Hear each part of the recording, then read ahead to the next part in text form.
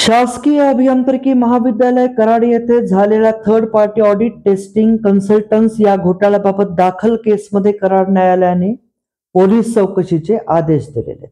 काय प्रकार आहे आपण जाणून घेऊ.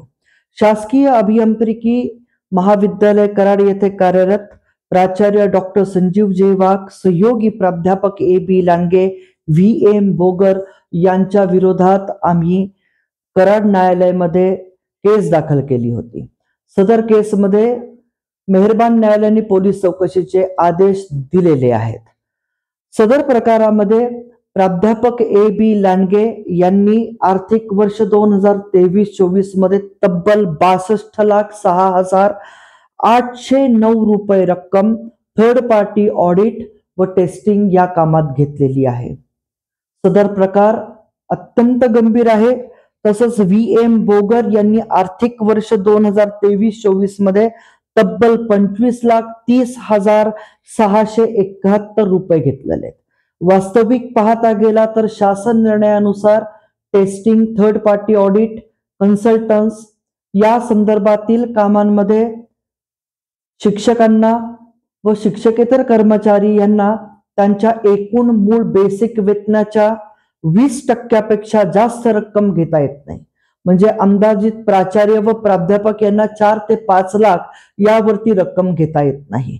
मात्र प्रोफेसर A.B. लांडगे यांनी तब्बल 62,06,809 रुपये रक्कम थर्ड पार्टी ऑडिट टेस्टिंग मध्ये घेतली आहे. तर V.M. बोगर यांनी 25,30,671 रुपयाची रक्कम घेतलेली आहे. थर्ड पार्टी ऑडिट टेस्टिंगची कामं यांनी खरंच केली आहेत का फक्त बोगस रिपोर्ट तयार करून यांनी सबमिट केलेत, असा प्रश्न निर्माण होण्याची परिस्थिती या प्रकरणामध्ये दिसून येत आहे. कारण का शिक्षक व शिक्षकेतर कर्मचारी यांना त्यांच्या एकूण मूळ बेसिक वेतनाच्या 20% जास्त रक्कम ही घेता येत नाही 31 मे 2003 शासन निर्णयानुसार. तसंच 50% रक्कम ही शासन जमा करावी लागते. तर 50% रकमेतून मानधन वाटप करण्याची जबाबदारी ही प्राचार्यांवरती सोपवलेली आहे. आणि सदर जबाबदारी प्राचार्यांवरती सोपवली असताना त्यांनी अस्तित्वातील नियमांचे उल्लंघन करून बेकायदा गैरलाभ दिलेला आहे, ही बाब या प्रकरणातून स्पष्ट होते. कारण का प्राध्यापक आणि प्रिन्सिपल यांना अंदाजे 4 ते 5 लाख एवढीच रक्कम मानधन म्हणून वार्षिक स्वीकारता येईल त्यांच्या बेसिक एकूण मूळ वेतनाचा विचार केल्यास. मात्र यांनी 62 लाख 25 लाख एवढी रक्कम जर घेतली असेल तर त्यांनी त्यांचे दैनंदिन शैक्षणिक कामकाज कधी केलं, असा प्रश्न एक नागरिक म्हणून मी विचारतोय. यांनी प्रॅक्टिकल कधी घेतले?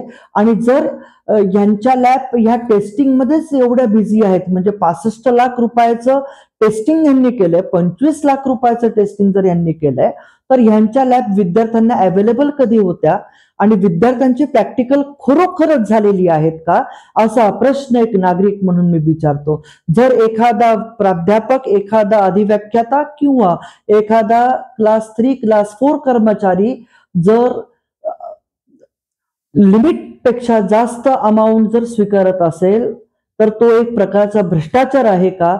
आणि शासनाने ही देखील एन्क्वायरी करावी. आमच्या तक्रारीनंतर शासनाने पूर्ण महाराष्ट्रात रिकव्हरी लावलेली आहे, त्या बाबतीत आम्ही शासनाचे आभारी आहोत. मात्र परत विषय असा निर्माण होतो की या प्रकरणामध्ये जर यांनी लाखो रुपये रक्कम यांनी बेकायदा जर स्वीकारली असेल तर किती गंभीर परिस्थिती आहे. यांनी प्रॅक्टिकल कधी घेतले? यांनी लेक्चर्स कधी घेतले? यांच्या लॅब फक्त टेस्टिंगसाठीच होत्या का, असा प्रश्न एक नागरिक म्हणून पडतोय. आणि ह्याद्वारे असं देखील आपल्या लक्षात येत आहे की हे सर्व काम यांनी बोगस पद्धतीने केलंय. मग ह्याचा छडा हा लागलाच पाहिजे आणि पोलिसांनी त्यांची जबाबदारी पार करून योग्य प्रकारे अहवाल देतील अशी एक अपेक्षा मी एक नागरिक म्हणून धरतोय. वास्तविक पाहता गेलं तर ज्या रोडवरनं आपण जातोय त्या रोडला अनेक खड्डे असतात.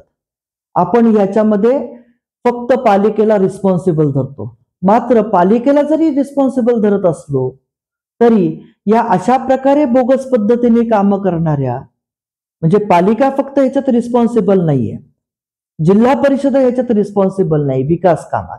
या विकास कामात हे शिक्षक मंडळी देखील तेवढेच रिस्पॉन्सिबल आहेत. कारण का एखादा रस्ता झाल्यानंतर तो रस्ताची क्वालिटी टेस्टिंगचं जे काम आहे, थर्ड पार्टी ऑडिटचं जे काम आहे ते ही लोक करतात. आणि हे फक्त पैशासाठी काम करतात आहे. आणि पैशासाठी काम करून तब्बल 62 लाख रुपये रक्कम जर हे घेत आहेत, तर ही खरोखरच गंभीर्याची बाब आहे. कारण का हे हायली इम्पॉसिबल आहे एका शिक्षकाला की तो 62 लाख रुपये वर्षाला स्वीकारू शकतो, 25 लाख रुपये रक्कम स्वीकारू शकतो. म्हणजे हे सर्व काम बोगस पद्धतीने चाललंय. आणि शासनाने ह्याची देखील एन्क्वायरी करावी की ज्यांनी 20-20 लाख रुपये घेतले, 60 लाख रुपये घेतात वर्षाला, आणि ह्यामुळे रस्त्यावरती खड्डे आहेत, ब्रिज कोसळतात ते, आणि ह्याची फक्त जबाबदारी पालिकेची नसून तर ह्या शिक्षकांची पण आहे. यांच्यावरती पण अपराधाचे गुन्हे दाखल करा शासनाने, ही विनंती आहे. जय हिंद, जय महाराष्ट्र.